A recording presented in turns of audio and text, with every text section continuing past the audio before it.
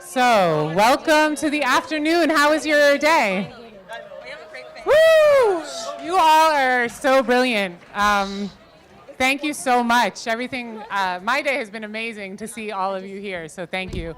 My name is Allison. I'm the Community Food Education and Trainings Manager at Just Food. I couldn't be more honored to be sharing space with all of you today. Thank you so much for your inspiration, your energy, and your presence. So I just have to say that this next plenary, I'll give this to you when I'm done. Okay.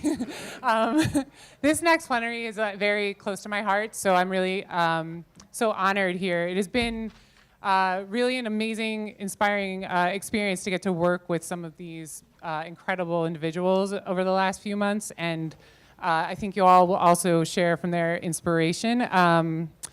They're just shining, all of them are shining examples of intentionality in showing up fully in their work as full people and being true to what they do as well at the same time, which we all know is a really true challenge. So yes, please join me in welcoming. We have today Karen Rose, Master Herbalist of Sacred Vibes Apothecary. What an honor. Jenny Deida, Fitness Justice Activist. Sorry, I didn't go down the line. Ysanet Baptista, worker owner of Woke Foods. And our amazing moderator today, Aki Baker, founder of MINKA Brooklyn, will be moderating, and I just have to shout out to Aki, who made the MINKA Den happen. And also, Aki has been a huge inspiration and influence that has been really special to me over the last couple of months in putting this day together. So I just wanted to recognize her for that and thank her. So thank you.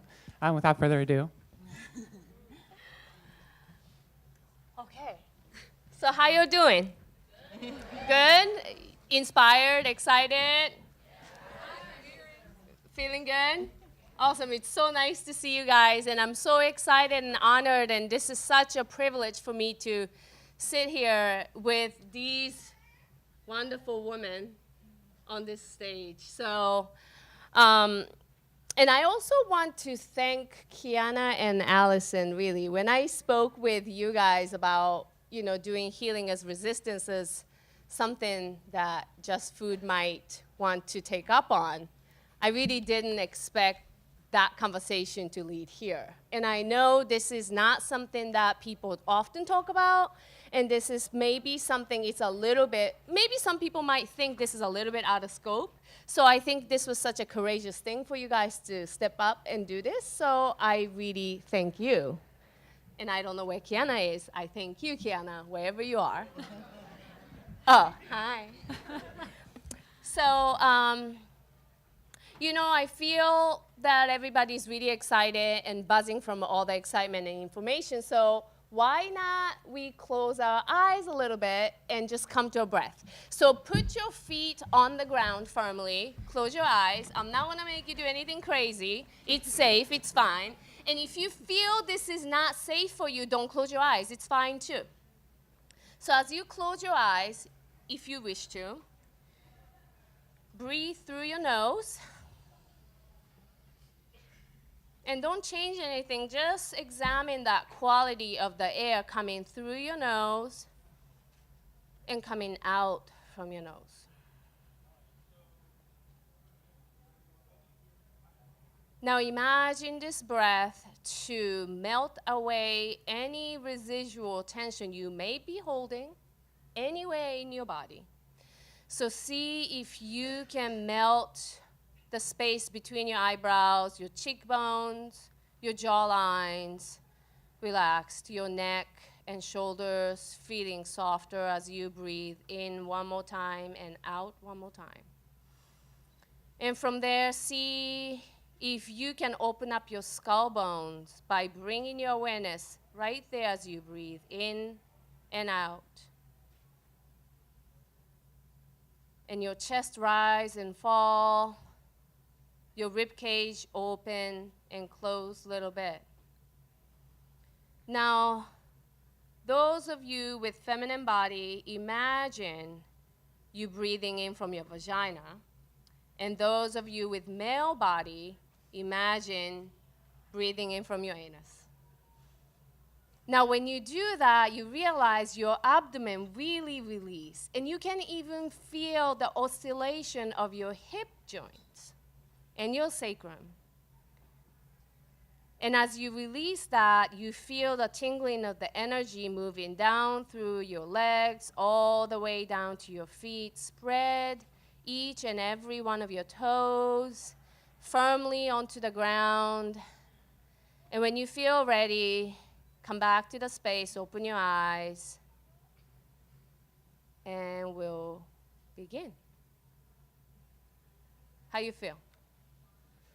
Good? All right. So, when we thought about this panel, there is a lot happening with the word healing and wellness. There's a little bit of a woo-woo factor to it right now. And people think when they hear healing, and they are like, oh, it's about that crystal, it's about that sage, it's about these hipster people doing all sorts of different things. But it really is not. It's really about tapping into our own power. So right now, especially with social media, we joked about it on our call that, so Allison shared with me a holy phony. And I say Instagram healer. There's a lot of factors, this glossy image of people doing healing, but not necessarily really about empowering other people, ourselves, to heal ourselves. So today, we wanted to share with you the example of how some of the folks who are doing the work embody their work, and how that intersect with the healing work and the activism work, and how we want to see this movement, this personal healing, to evolve into the collective healing and becoming larger into this social activism sphere. And that being said, I want to ask each and every one of you, how did you get into this line of work? Who wants to go first? I think Jenny. Hello, everyone. So I come from a working class background, born and raised in Lower East Side of Manhattan. And I got introduced through physical activity at a fairly young age as an outlet for me to deal with some stresses and personal trauma as a child. And so through that, I realized that in my life, it was more about this appreciation I had for having this outlet, which allowed me to heal. So I then started to pursue just going into this line of work where I wanted to help my community understand the power of movement and how that intertwines with healing, and how we deal with everyday stresses and trauma in our own lives. And so through that, I found Revolutionary Fitness. I was just a community member at the time and really believed in the mission and the values that this organization held, and I wanted to become a part of that. And if you don't know who Revolutionary Fitness is, we started off as a small group of activists and folks in the community that came together and just decided to move together and empower each other through movement, and found that it was a really big necessity, and it was coming from where I come from, not a lot of access to these kind of resources. And so we felt if we came together and just formulated a team of people and just go into different neighborhoods in different communities where it's mostly people of color, working class individuals, low-income families, and provided this service for free at the time, we thought that it would really help with folks really finding their way into a different modality of healing, because a lot of the times it's kind of disconnected in terms of the physical body and the mental. So we thought that bringing everything together and providing the service in an accessible and inclusive way would really be something that would do well in our communities because it was needed. And so that's how I started, just working out with people that looked like me, that talked like me, that moved like me. And it was something that I thought that, man, I need this, and I think so many other people need this too. And so, and that's how it all started for me in terms of how I got into becoming what we call a healer, agents of change, empowering folks in the community to be ambassadors of health. Thank you, Jenny. Thank you. How about you, Ysanet? Before doing, can folks hear me? Yeah. Before doing food work, I was working in youth development and education in the Dominican Republic, which is where my people are from. And when I was living there, I got really sick. I contracted different parasites, salmonella, all these different things, mostly from eating unhealthy meat. And when I was trying to heal myself from that, was going to a regular doctor who started prescribing me antibiotics and other forms of medicine. It wasn't working. It was making me feel worse. And from the community, they started prescribing me like community remedies. They were saying, why don't you try some garlic and honey? Why don't you try this oregano? Why don't you try other ways? And that really helped me. That was sort of what then got me out of bed, because the antibiotics were just keeping me like chained to my bed and keeping me from work. But around the same time, the work I was doing was really heavy. I was doing work with Dominican Haitian students in the north coast of the Dominican Republic, and a lot of trauma would just like be in the room. A lot of internalized racial inferiority was showing up, and it also took a toll on my mental health. And after I did that, I decided I wanted to come back to New York and continue to do youth development work. So I came back, I did that, and was working for a nonprofit here. Loved the work that I was doing with the kids, but again, the organization, the organizational structure, the systems, the policies were, again, really getting in the way of the work I was trying to do, specifically trying to intersect like youth development with racial equity, and just found like a lot of these kids, again, just had a lot of trauma, and the organization was not willing to go there. And that affected more of my mental health. So through that experience, I started to get, I became severely depressed, was diagnosed with panic disorder because I used to have a lot of anxiety attacks, and started meeting people in my community that were saying, you could go to a therapist, which I was, and you can do all these things, but also why don't you try maybe changing your diet a bit?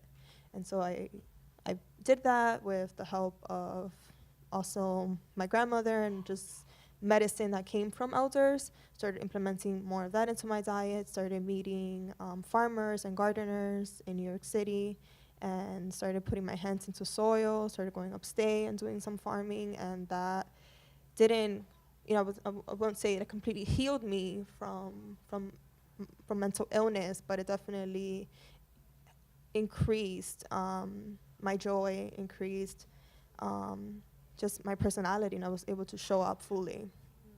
And decided to leave the nonprofit job, and was trying to figure out what are some ways that I can intersect this idea of food as medicine, but also be creating like economic justice for me and my people, and be funneling money into these gardens and farms that I'm working with that were predominantly ran and operated by folks of color. So that's when this idea of Woke Food started.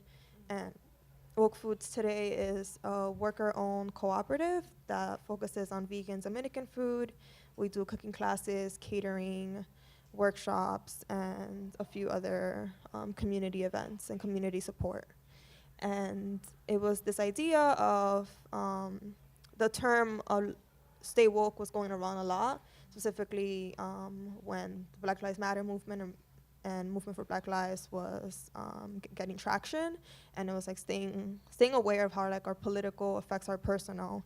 And through the community of food justice folks, I was also learning how aware we also have to stay about our foods. And while food is medicine, food can also be trauma. Food can also be dangerous. There are people growing our food whose life is in danger because of like larger scale farming and the sort of practices that they're adopting that are hurting our people. And also that for, like Jenny said, I also grew up working class, and so I grew up on WIC and food stamps, and getting food was like sometimes this big hassle, or food stamps getting cut off, or like the WIC check not coming, like all these different things. And also growing up being told to like look a certain way, like to be more like, just look more like European beauty standard. And yeah, just like all these sort of messages, and sort of was like I had this like contradiction, or this like there's a lot of complexity there around like food is medicine, but also food is trauma. And so for me, that the healing was about healing my body from physical and mental illness, while also at the same time healing my relationship to food, so that it was something that I'm taking in as nourishment, and not something that I'm taking in to like change the way I look, or something that is always like, when am I gonna have my next meal? So woke foods comes from a place of healing for myself, and then also trying to create economic justice for my people, and trying to intersect farming and justice, and really give opportunities for people of color in my community. And so it's been really great to be doing that. And it started as like making meals for people, and then little by little other things started becoming a part of it. And now, Karen, I would like to ask you, what got you into this line of work? Your mic works? Hi. Does it work? Does it work? No? Okay. Yes? Yes, no? Okay, yes, no? Yeah. Get closer. Oh, okay, yeah. Thank you. I know, I was sitting here thinking about, like, how do you answer that? Because it's so multi-leveled. And so quickly I'm gonna say that I got into this line of work because I guess it's what I know it's what my ancestors chose for me. But my ancestors were also medicine, what we would call medicine women, or community healers, or roots people, or spiritual workers. My grandmother on my mother's side was someone who knew the plants that existed around her and knew how to use it. I'm from Guyana in South America, also part of the Caribbean. And so plant medicine was our first approach to healing. My grandfather on my father's side was a rice farmer, but he was also what one would call a root worker or spiritual healer. So it's on both sides of my family. So I feel like I'm just living that identity that's mine. And so what brings me to this space is that I immigrated to the United States in my teens and quickly understood that plant medicine wasn't accessible to everybody. And started to have to see medical doctors. After I had my first child, who's now 20, I decided that I did not want her to use pharmaceuticals as her only medicine and needed to understand the plants that were growing here. So I started to study what's called Western herbalism, which means that this is the plants that exist on this side of the world. When I studied Western herbalism, what I realized, it was a lot of indigenous knowledge being taught to us by people who didn't look like us. So after being a student of Western herbalism and beginning my practice, I realized that something was really missing, and it was the whole spiritual component to the plant work. The plant work felt very much like allopathic medicine. Folks were like, well, take this and you'll feel better. There was no spirit attached to it, and so I think that missing link is what kept me away from the practice. I felt like I needed to connect to the medicine as I did when I was a child. Incorporating back the spiritual piece is what brought it alive for me. And then I realized that there was no one having the discussion. I would attend conferences, many conferences, and I'd be the only person of color. And then the spirituality that was being shared was indigenous spirituality. And so again, I thought, what would it look like if people who actually knew this medicine, and this was their ancestral medicine, to reclaim the medicine again? So I started to teach folks and opened up Sacred Vibes Apothecary in Ditmas Park, Brooklyn. That's 10 years old now. And yeah, I run an apprenticeship program. And run an apprenticeship program to teach women who look like me how to practice their ancestors' medicine.